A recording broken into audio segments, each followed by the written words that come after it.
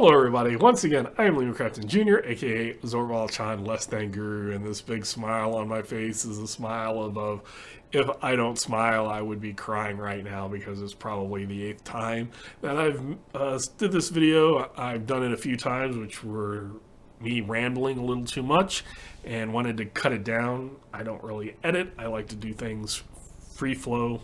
I don't have big production values, as you know. Mars down here has already been tired a couple of times. I will pick him up just to let the people who probably come to the channel just to see Mars. Here he is. But he was very enthusiastic at the beginning, but probably around the 5th or 6th time of me doing this video, he's gotten less excited about it. I know Mars, I mess up a lot. So, quickly, I'm going to state a couple of things because the last time I attempted this, I couldn't remember if I said it or not because I've said it so many times I don't remember. Did I actually say it in this video? This video is a continuation of a more recent video that I've done, which was Party Fights Can Be Fun. And I still agree with all that information that I said there, but since then I have watched another YouTube video with somebody who has kind of the opposite view. I allow Party Strife in my games. I'll get into reasons why. Some of those were given in that, but I do always want to point out that there are other views. I don't say that I'm the end-all to be-all of advice. I also think that even if you look at more, say, Dungeons and Dragons specific channels, that there are lots of good nuggets of advice that can apply to all role-playing games, not just D&D, not just, say, D&D 5th edition.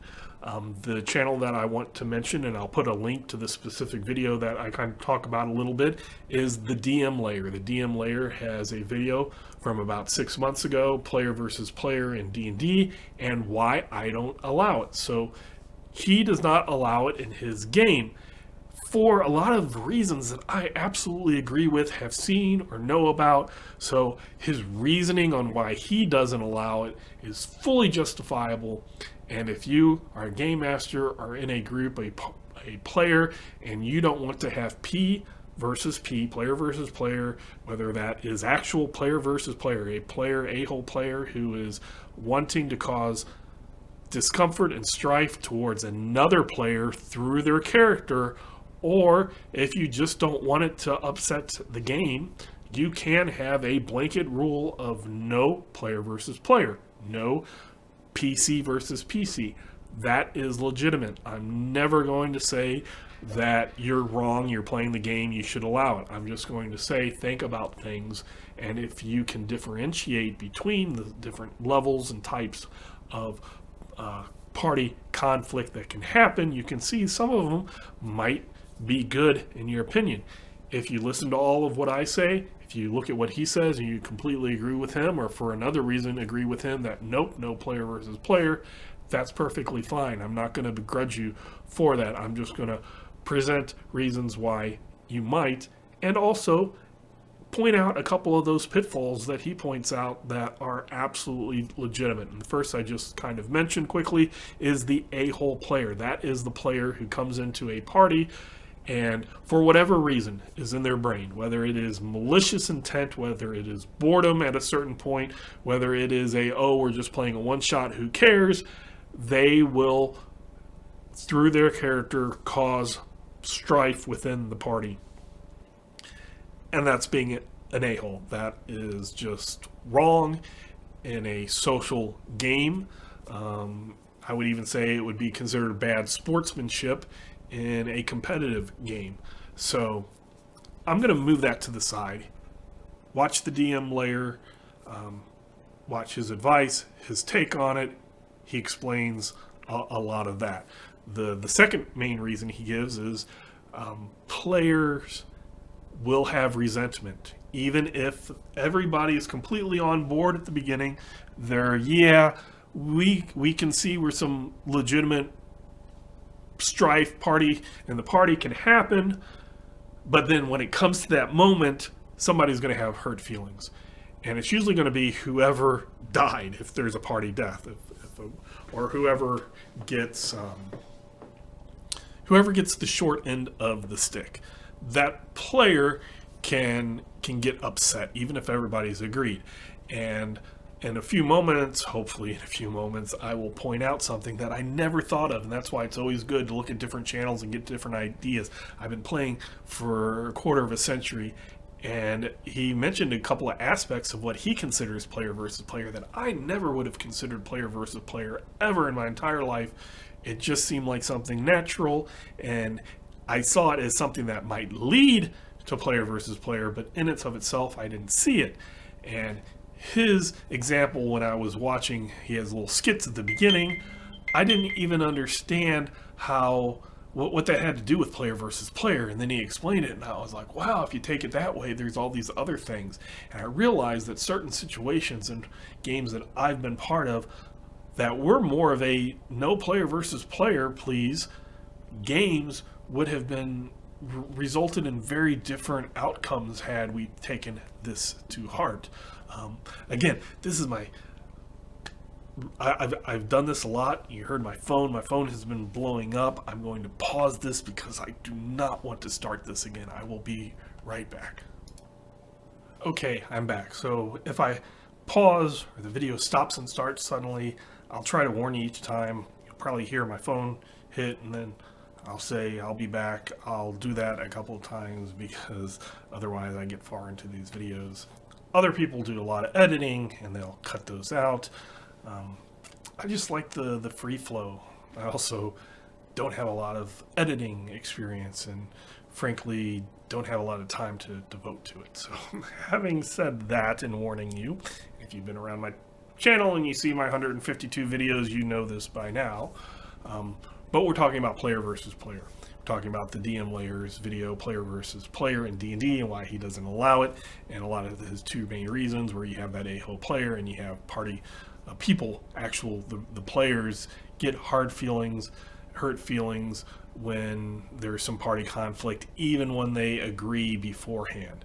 One thing he says in it that I think is quite amusing, because I found the opposite, is he said everybody talks about session 0, but he doesn't think that anybody actually does it.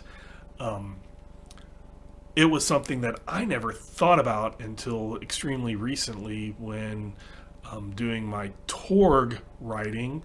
We were asked to do a session 0 write-up for the book, and that was the first time I actually really thought of it. I might have talked about things before game, like, oh, we'll do it this way and we'll do it that way, but actually getting feedback from players and veils and lines and all of that type of stuff over the 25, it was never something really thought about. It might have been something that some people did pre-game. We'd call it pre-game. We never actually called it session 0. That's a lot of things that internet has changed. Certain things that we just did and didn't talk about now have names. But recently, with my Palladium game that we started, we didn't have a session 0, but we had a series of emails and exchanges and stuff like that, which were basically a session 0. And in the 5th edition campaign that I've started recently, we actually did have a session 0. So I find that really funny. Because yeah, I assume a lot of people are like me, that we just talk about doing it, but we never really did it, or we did it in weird ways, not exactly how it's supposed to be done, and that it's kind of a buzzword. But recently, the most recent 2 campaigns that I've started, we actually have done it, and in Organized Play we do it a lot. Before we start a mega adventure, we might talk about different things, or if a new game master comes in with slightly different rules, variants, we'll talk about that type of stuff in a kind of session 0. So even when and what you should do is, whether you have a session 0 or not, before you play, make the stance, make it known whether there is going to be a chance for player versus player, and if there's any rules or in game or out of game, mechanically or just philosophically out of games, what those boundaries are. So that is important. Completely agree with all of his things.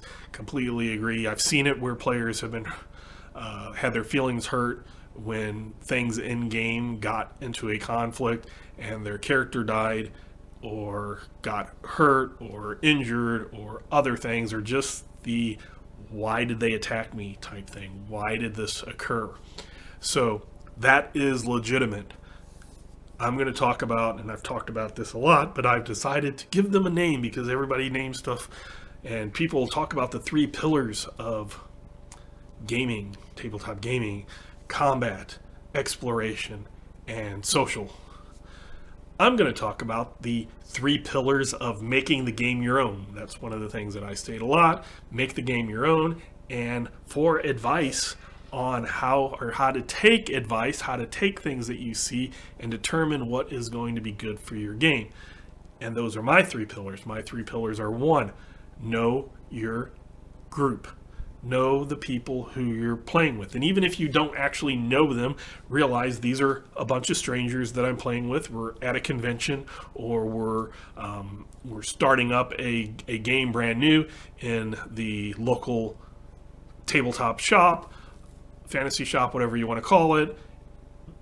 Or I've been playing with these people for 25 years. I know a lot about them. We're all friends, and we probably aren't going to.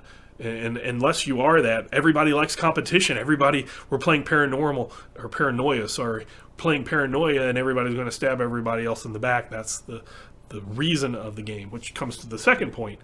What's the system you're playing? The system that you're playing will have rules, and will have things that are help determine if you're playing a game system like Torg.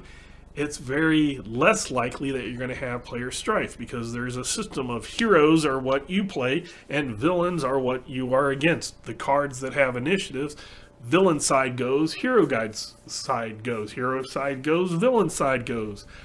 Clear cut. Also, the metagame of Torg Eternity is the Delphi Council is a organization that you are members of, and they will never betray you. That is a contract between Ulysses Spiel to a game master that can be passed along to the players, so that the players do what the Delphi Council tells them to do, and why the players will give up the high-powered Eternity Shards, which are kind of like artifacts, powerful magical items in other games, why they will turn them over at the end of adventures and not have to worry that the Delphi Council at some point is going to turn on them. If that's the way you're playing the rules, and that's how your system is straight out of the book, you have that, and that lessens the potential for the player versus player. Look at my previous video, you'll find the circumstances where that didn't occur, why it didn't occur, why there was player versus player, and why I found it to be extremely fun. But know your system. And the third is, what is the point? The third pillar is just the why. The why are we playing this? And there are different reasons, and a lot of it is the setting. So you have the system, but you also have a setting. What is the purpose? Is my purpose to play a grim, dark fantasy where people die, people backstab, there's shady deals going on, and underworld and corruption and all of that? That purpose of that game is going to be very different than if you're playing a game, say like my 5th edition D&D game that I'm a player, which is we are mythological heroes in a Greek-based mythological setting in the Bronze Age. That is something completely different than a grimdark fantasy. If you have a Conan sword and sorcery, that's going to be a lot different take on things than a high fantasy, say Forgotten Realms. Even within the same system, if you have Torg, you have all the different genres. The Nile Empire pulp comics is going to be very different than Gothic horror Orish, which is going to be extremely different than the intrigue backstabbing Pan Pacifica, which is going to be different than the savage world of the Living Land, etc. In other more popular systems, look at D&D. D&D has lots of different settings that if you go into that setting, you realize the purpose is going to be different. Am I playing in Ravenloft? The purpose is going to be different than if I'm playing in Forgotten Realms. It's going to be very different than if you're playing in Dark Sun. Lots of differences. So when you get that setting, you kind of understand what is the purpose of this game. Why are we playing it? What is the overall theme, the genre of the game. So those are my 3 pillars of making the game your own. The 3 things that I consider are necessary to understand what is going to work in your game and what is not going to work in your game. You can get all the advice from me and other channels.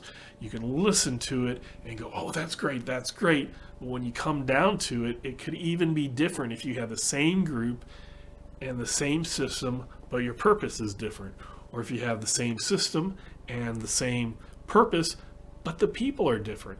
And all of those are going to allow you to determine, is P versus P, is character versus character, is party conflict, is that going to be accepted in my game? Is it going to be something that people are going to find fun? Is it going to be something that people hate? Or is it going to be something that occurs organically within the game?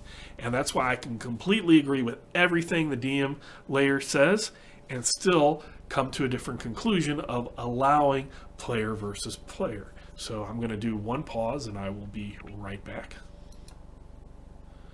Okay, so to continue, I completely agree for all the exact reasons given by the DM Lair for why he does not allow player versus player. I do allow it though, knowing the exact same things. I'm going to explain that as part of my 3 pillars of making the game your own.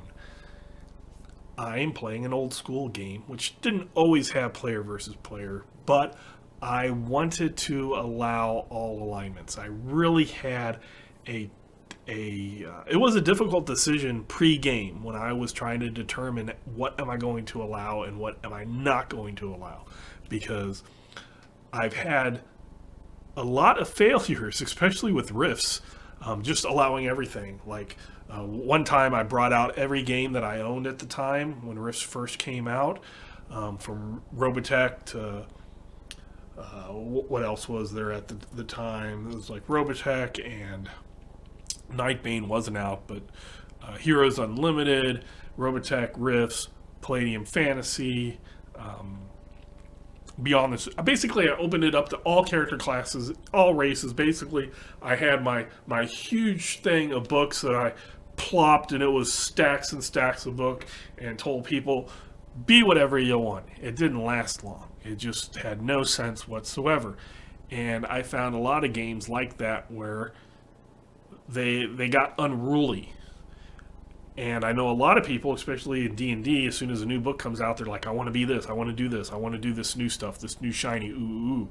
And one of the reasons I went old school is because for the games that I was presenting to my players, they were done, finished, published. There's no new material coming out, whether that is the rules cyclopedia from Beckme or Palladium First Edition, not Second Edition. All of those rules are out there, so that gave me a limit. And then I looked in it and decided that there were some character classes that I did not want to allow. And one of those things that I had to think about was alignment. And I came really close to only allowing good alignments or the selfish that leans towards good. So quickly, if you don't know about Palladium, instead of having the 9 alignments of D&D, D&D from the beginning, instead of the 3 D&D, or even the 4th edition had 5 alignments, I believe. But we're looking at the traditional 9, from lawful good to chaotic evil.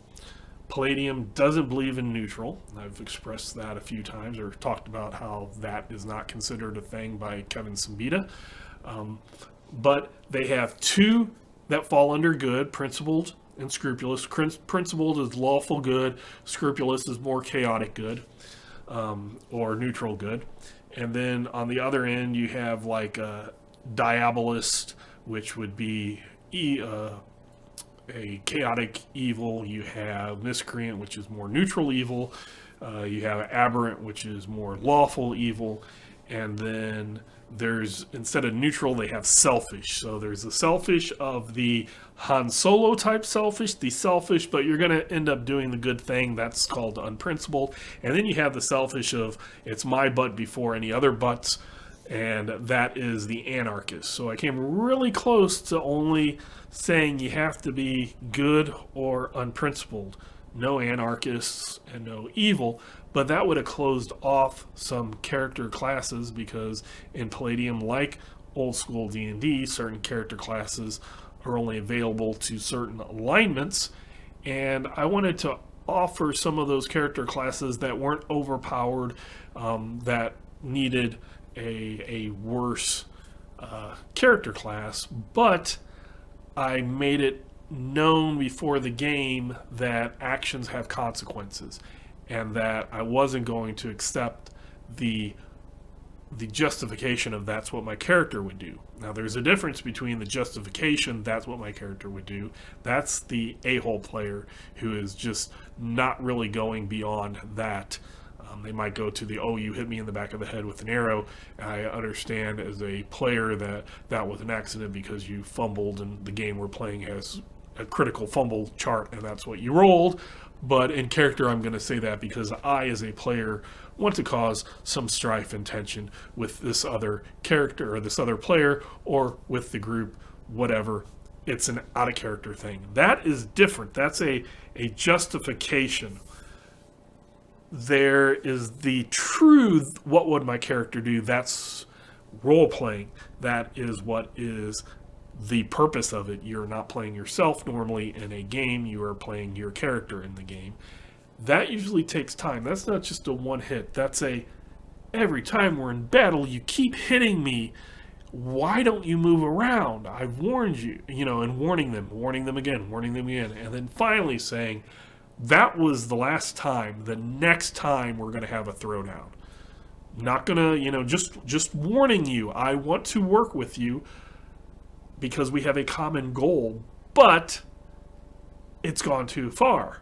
That's something that's actually what my character do. There you can point to a whole long list of things. This thing, this happened, this happened, this happened. This is the logical result. That is what I agree with as a legitimate, that's what my character would do. And that's one of the reasons why I do allow player strife, player versus player, character versus character type stuff in the group. Now, I say general player versus player. I don't have players that hate each other and are going to intentionally be a player versus player. It's going to be a character versus character type thing that happens. But again, sometimes you might have a player get a hard feeling or something along that line. I do understand that happens. I'm hoping that the way my group does it, everybody can see it and we can make adjustments as we go. And if it does get to the point, which it has once got to a point of a character death because of a player conflict, that all the sides realize it's really what would have happened.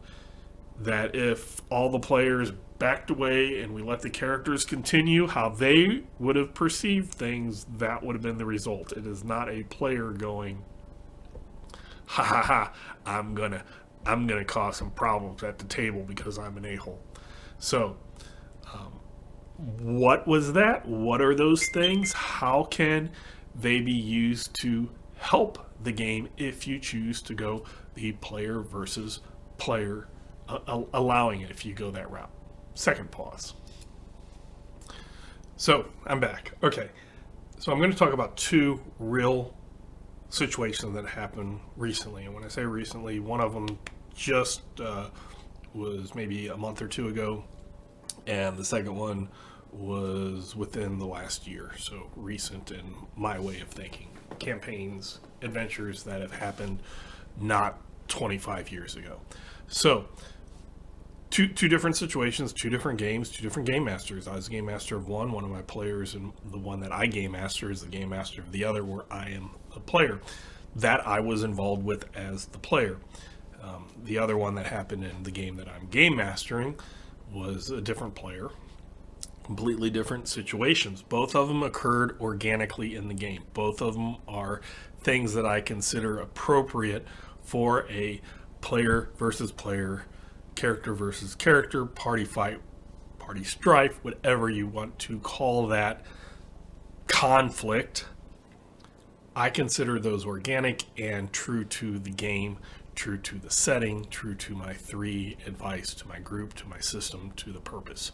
So, having said that, these are things that I would like you to think about before you introduce player versus player situations into your game. So the first was a Pathfinder, which I talked about. My character was a melee character.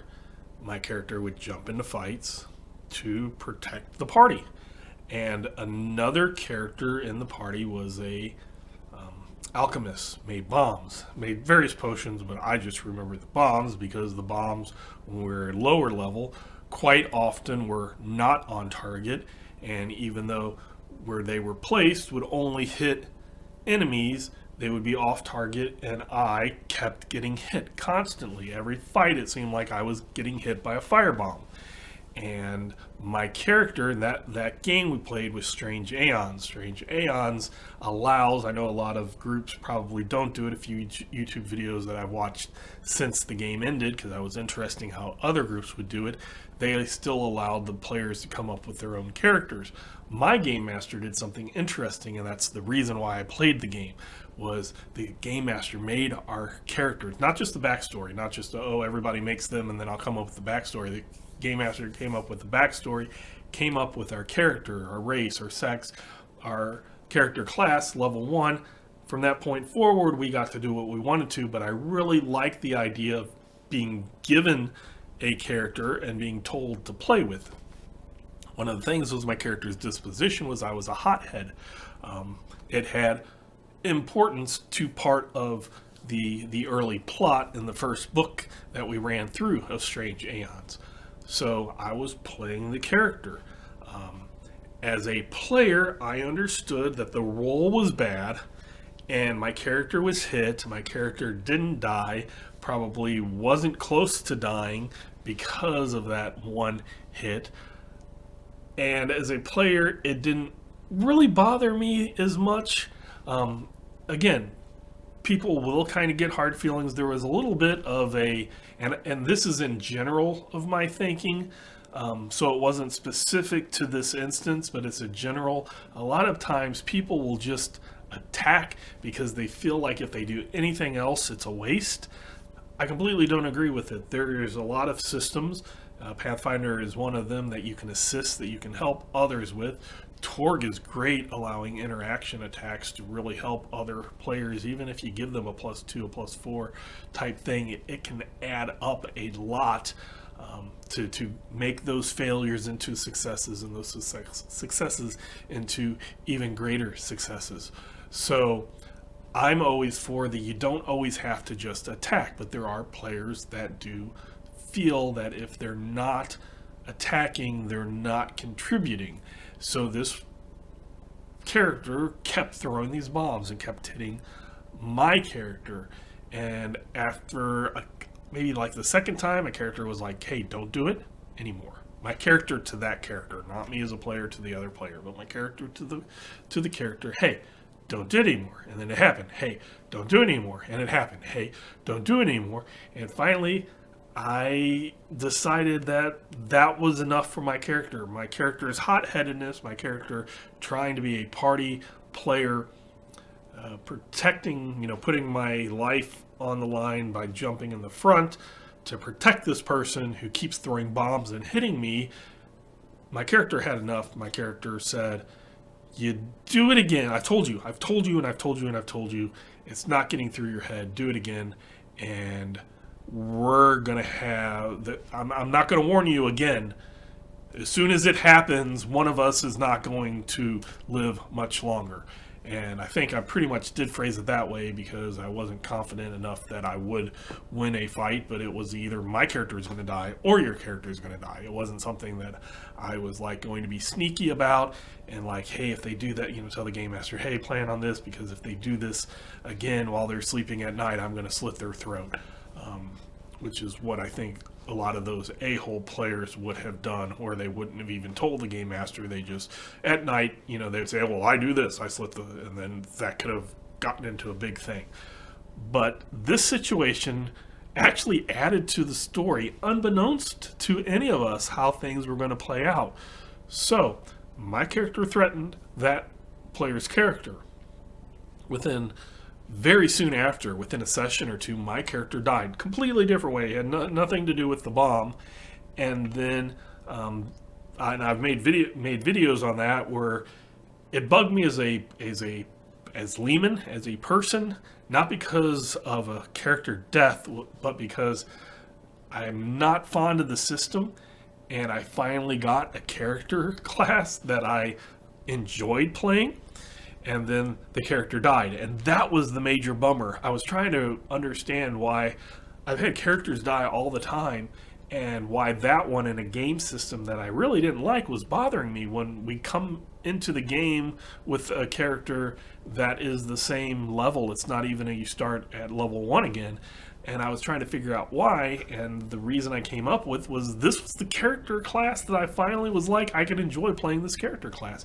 I had a previous character in the game that I really liked the character.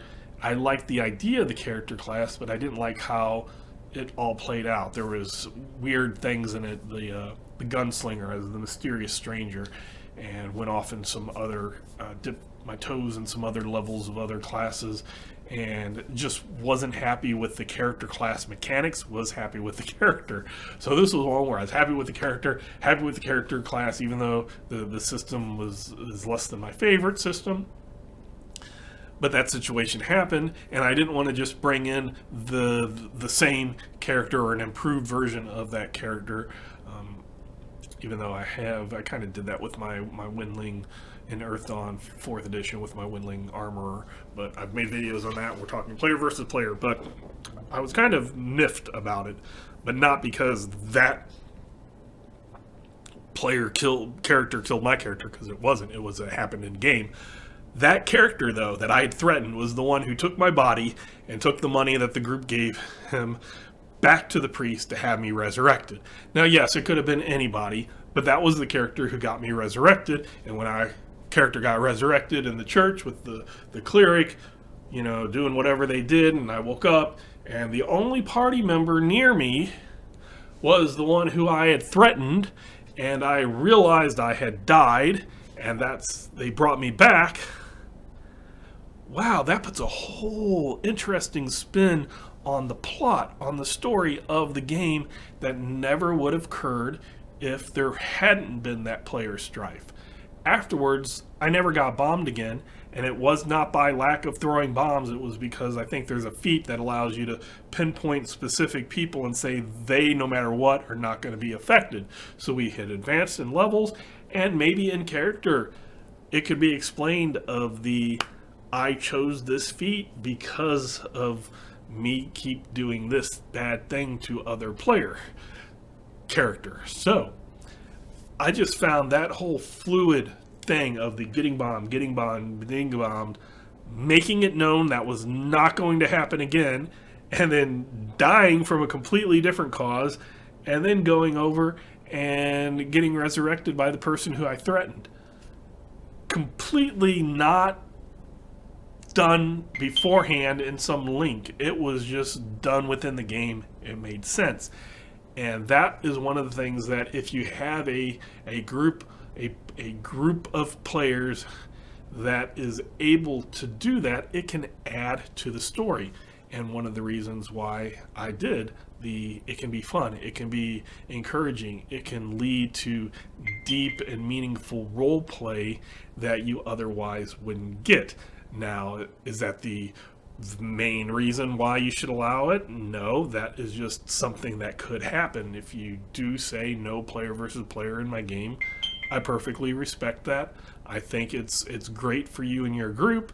I'm just saying that certain things, don't expect things like that to happen. The other thing is in my game that I game master, the Palladium Interior Veil, my homebrew Palladium, and it was because a situation presented itself. Now, again, I have mentioned before that I have told everybody, even though I'm allowing all character classes that I've remade, I'm allowing all alignments, your actions have consequences. So that was my big thing. People in the real world who are evil, who are mean, they usually don't go out spreading around the fact that they're going to kill other people. They don't. if they do in those situations of shootings and stuff, they are usually quickly apprehended. Or if they're not, then they're on the run. Things like that happen. And if you go that way of, oh, I'm chaotic evil and I'm going to kill this person, then that type of stuff will happen to your character. There are more bigger, badder, meaner, tougher adventurers out there who will be hired to deal with you like you were hired to deal with Raznor, which was the first Hook. The first Hook was a warlord who had got a band together and was raiding villages, and they basically, the party got hired to take care of it. So look, that happened to you. You were the ones who resolved that issue. So if you end up like that, your issue is going to be resolved, I guess you could say. So that is the context of the Palladium game. In that game, there was a certain fight that happened recently, maybe session 15 or 16, something like that, and it came really close to a TPK. There were, I think, 1, 2, 3 characters knocked unconscious, and it got to a point where I think 2 of the players didn't show up for the night, so their characters usually get sick or something that makes them not participate in it. So that was 3 characters, and then there might have been 2 characters that were still conscious by the end of it, and one of them was fearing for their life, legitimately and understandably. And from what had been happening previously in different encounters that had happened up to that point, again, an organic thing of what had occurred previously, and what was happening in that specific battle, that character made sure that another character did not wake up. And in a game like D&D 5th edition, where you can drop to 0 hit points and then get healed and jump right back up, and then get dropped to 0 and jump back up, Palladium's not like that. Palladium, if you can go negative, up to your negative physical endurance, which is their version of Constitution. And if you're in that and you get raised back up, you have to have a series of saving throws versus coma. That will bring you out. You get a higher chance if you're healed magically, a lower chance if you're healed. So you don't just bounce back up. And it's, I believe, it's either 2 out of 3 or 3 out of 5 times, I can't remember. So you're going to still be unconscious for a couple of rounds after you're healed to positive hit points. So that's some time. It's not just a bounce up, bounce down, yo-yo. It is you're down for a while. And if you're negative, you will need to be healed back up. If you're negative also, you're probably bleeding, and things like that can happen. And what happens when the healer doesn't heal you? Or what happens when one of the other party members doesn't like what you've been doing, doesn't agree with your methods, etc., that have been going on for 15 sessions, and makes the conscious decision to not let your character wake up from being unconscious, being knocked out. Not just a not healing, but send me, as a game master, a private note. I make sure so-and-so doesn't wake up. Here's a few ways that I would do that. And then that happened like between sessions. I have a whole video about that. That was strange. That was something I was not expecting as a game master, but looking at it, I understood. And I also understood that the player that did it didn't want to do it. The player is one of the nicest people I've ever played with. One of the people that usually is really into the party working together and is just playing a character that is very opposite of their own. And when all the evidence is presented, that is what would have occurred. Probably would have did it with all 3 of them had other things not happened. One of the other characters that does shady stuff that might be considered anti-group or not always fully participating for the group, they made a statement in character of basically saying, I know I'm going to probably get knocked out or died, but it's more important for this other person over here to live. And that resonated with the character, and the character was that person's willing to die for me. That's something that's somebody I want to keep around. And another character was doing some shenanigans that was like, hey, why are you doing these shenanigans? We need to, you're this person, you need to be helping us and not doing that stuff. Well, they wrapped up their shenanigans, came in, and then basically turned the tables on the bad guys and allowed the party to win. So had that not have happened, that character might have had an opportunity. I do want to present something from Legend of the Five Rings First Edition that kind of stuck with me and I thought was very interesting. In Legends of the Five Rings, they have a mechanic of rolling and keeping dice. So instead of like in a normal game where you might see like 1d6, meaning roll 1d6, they might have something like 5k3. And the K means keep. So you roll 5 dice and you keep 3, and it's always 10-sided dice. But in most of the cases, people would always choose the highest things because they want to succeed. But it was once brought up, and question and answer in the back of a book, as this is still written, pre-internet or infancy of internet. So you had your FAQs and you answered questions in subsequent books or questions that might have came up during playtesting you might answer in the main book, and it wasn't errata FAQ on the internet. But one of the questions was do I have to choose the highest dice? And the answer was no. And the situation was given that there was a party member, a warrior, say, who had been knocked unconscious, and the healer of the group went over and rolled their 5k3, rolled their 5 dice, kept the lowest 3 so that it would, and didn't do as good of a job, maybe even failed the healing, but then was able to say, I tried, and legitimately would be seen as there was some mystical, magical energy that came up and it just didn't work. And it was presented as that kind of, player versus player strife. Talking what I like to call mid-school 90s-ish stuff, when you have some new ideas being presented but there's still some old school methods going along. That was one of those games that had a lot of cool social type stuff that went along with their clans were kind of like bloodlines and vampire houses and Ars Magica, etc. Their clan systems, kind of that type of thing. But there was that. Sure, there can be some party strife in it. That situation reminds me of what happened in my game. And again, it surprised me as a game master, but it was legitimate. We'll see how that continues, because as I've said, actions have consequences.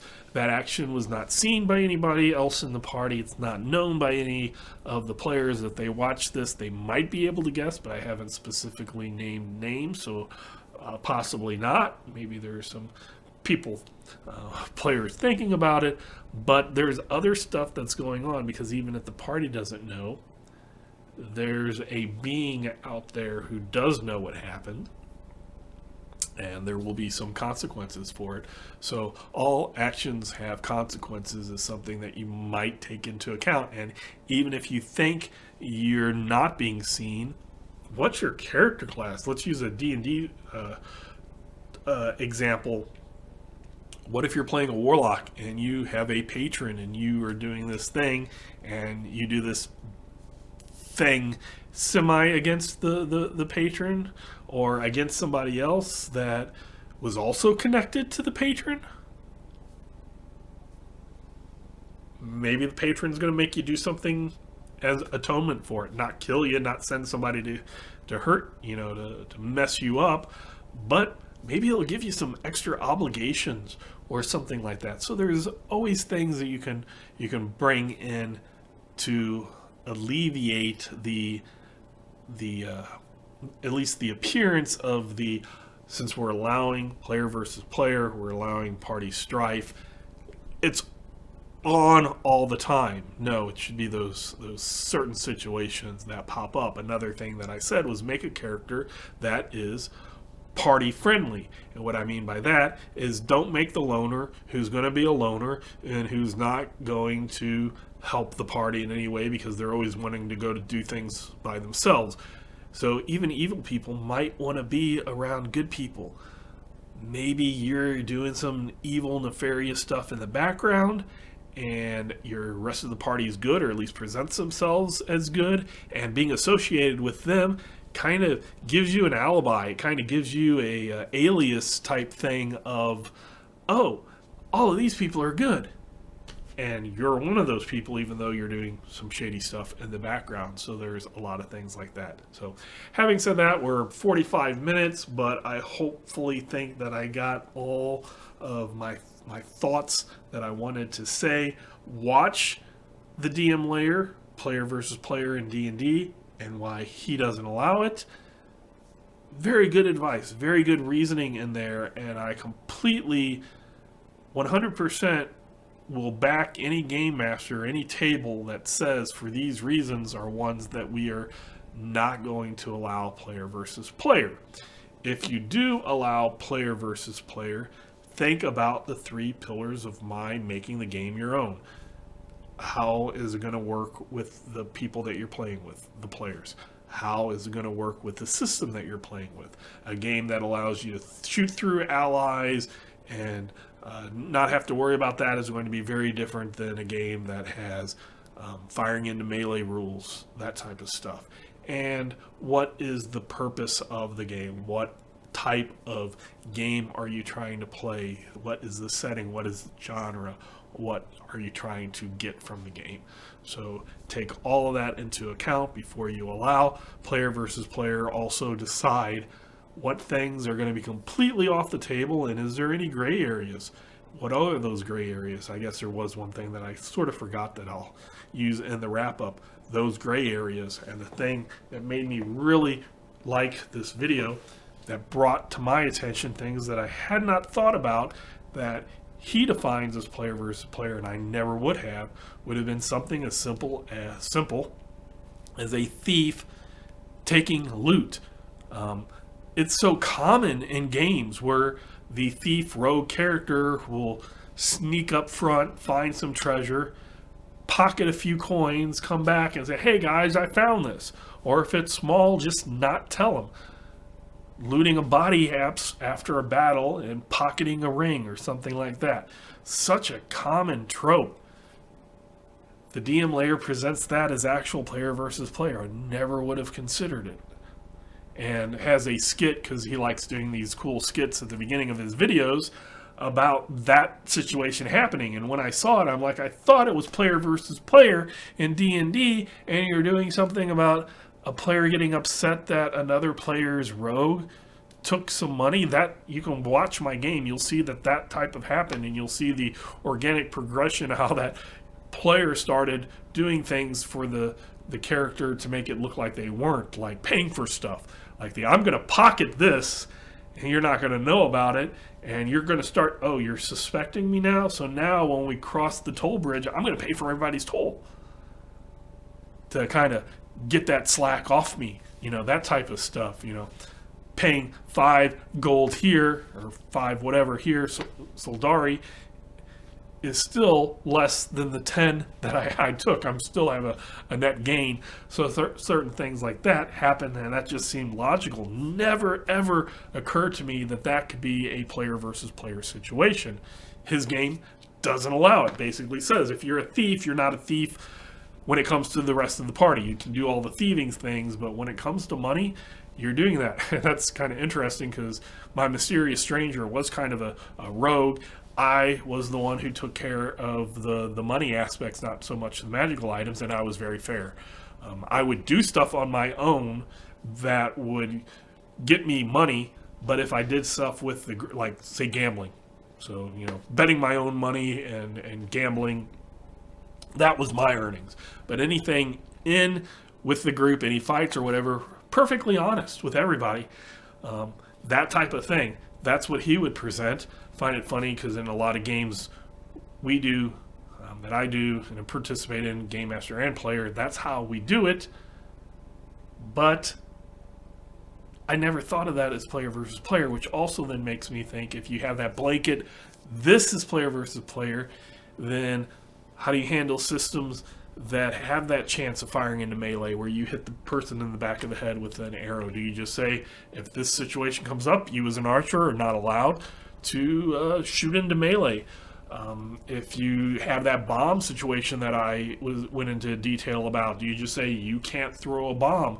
Or do you change the game rules to just say you don't hit your allies? I'm taking away the firing into melee rule in Torg Eternity. Or if you miss, you're still not going to hit your friends. You just get that free perk where you can say these people, or what do you do? Or you just not allow it. Something you'll have to think of on the three pillars of making the game your own. So now I think I wrapped everything up. It's a bit longer than I wanted, 50 minutes, but I did finish it and I didn't have to restart. So having said that, once again, I am Lehman Crafton Jr., aka Zorval Chan Less Than Guru, and until next time, I will catch you later.